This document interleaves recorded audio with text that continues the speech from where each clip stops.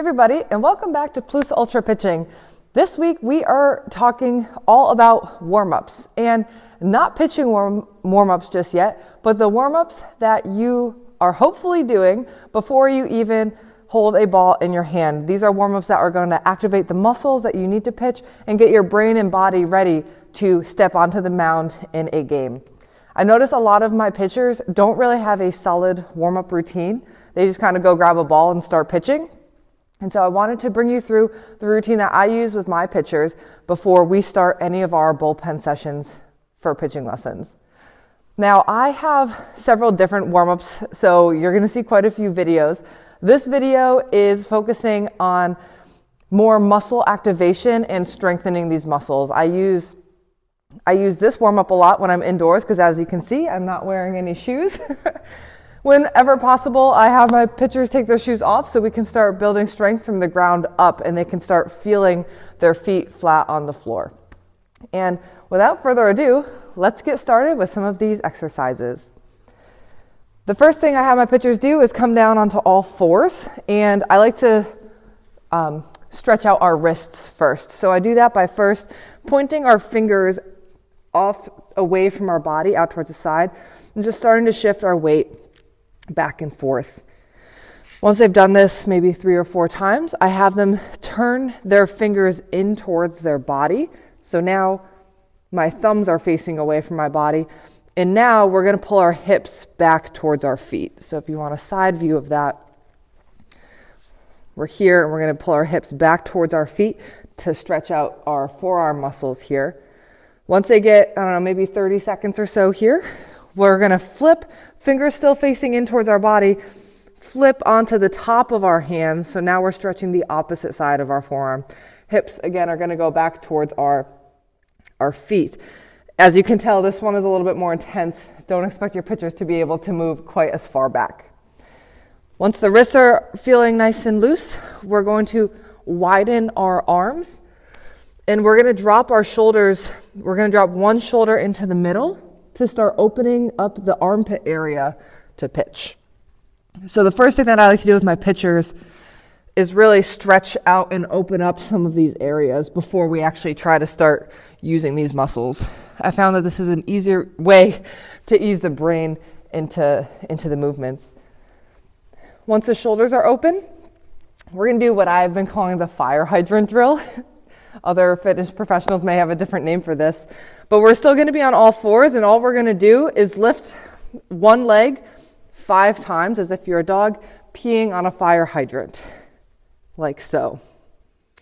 And one thing I want to note is make sure that your toes are pulling actively up towards your shins the whole time. So we don't want our toes to be straight. Keep them nice and active. 5 on each leg. Once you've done 5 on each leg, we're going to do hip circles. So hip circles, give you a side view for this one, is going to be, I'll start with my right leg. We're going to kick my leg straight out, and then we're going to bring my knee up and around the hurdle. So now it's tucked into my chest before we go out again. So that's one hip circle. And then we're going to do 5 going that direction and then 5 going the opposite direction. So we're going to pull it in towards our chest, out towards the side, and around. 5 on each side to really get our hips mobilizing there. For that one, we're going for really big hip circles. This is a warm-up. We're still opening our body up. I'm not necessarily going for speed. So sometimes I see pitchers like just cranking out like 1, 2, 3, 4, right? That's not what I'm looking for. I'm looking for keeping it nice and big so that you can get as much range of motion with your hip as you possibly can. Once you have finished all of your hip circles on both sides, we're going to go into 5 inchworms. So you're going to get to the top of a push-up position, and we're going to walk our hands back towards our feet. Feel a nice stretch in the back of your legs and your lower back, and then walk your hands back out into the top of a push-up position. The goal here is to keep your legs as straight as possible for as long as possible, but it is okay. You can see a bend in my knee. It's okay to bend your knees, right? Sometimes girls just kind of like hang here, I'm really kind of looking to stretch out that lower back. So you can bend your knees if you need to for that. Once you've done 5 inchworms, we're going to widen our stance. We're going to get some lateral lunges. So what we're going to do is lean to one side. We're going to bend the knee that our weight is going towards, focusing on keeping our knee over our front 2 toes. And you're going to lunge from side to side at least 6 times. So at least get 3 on each leg here. Once you're done with these lateral lunges, we're going to lay down on the ground on our stomach. So you can see again why this is better suited for indoor warm-ups. From here, we're going to start working on our spinal twist and rotation. We need to be able to twist around our body and our spine while we pitch. So I like to do scorpions. For this, we're going to turn our body into a T, essentially, and we're going to kick our leg to the opposite hand. So my left leg is going to kick to my right hand. And I don't know if the mic picked up the pops going on in my back, but it is very normal for your back to crack during this exercise. It feels really nice. Whew, so far so good. I would recommend at least 6 for that as well, so 3 on each side. After you're done with the scorpions, we're going to do T's, Y's, and I's, 5 of each. So we got 5 T's, turning your body into a T, thumbs up towards the sky, squeezing our shoulders together, and then letting your hands back down. Hold it for about 1 second at the top. 5 Y's, turn your body into a Y, and then 5 I's, turn your body into an I. After that, I have them do 5 reverse snow angels. So hands started, palms facing down, up in front of your head. Bring your elbows to your rib cage, flip your palms over and bring them so they're hovering right over your lower back, touching, and then bring them back the opposite direction. 5 reverse snow angels. Again, we're going for quality of movement, not speed of movement. So you don't need to move through this fast. We're looking to make sure you're moving through it well. So I don't mess up my hair, I always put my hood on. So you can recommend that to your pitchers too for this next part when we're now going to be laying on our backs.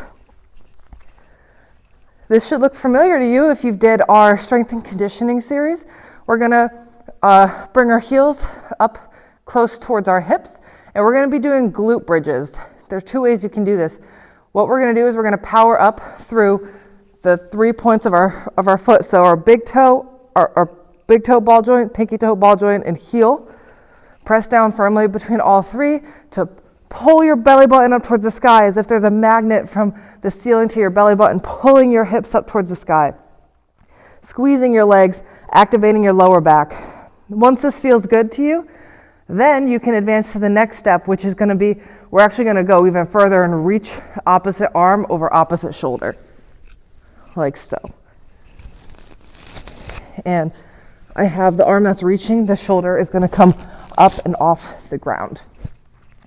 10 glute bridges into 10 dead bugs. So dead bugs, our lower back is going to be kissing the floor. We don't want an arch in our back. Bring our toes towards our shins.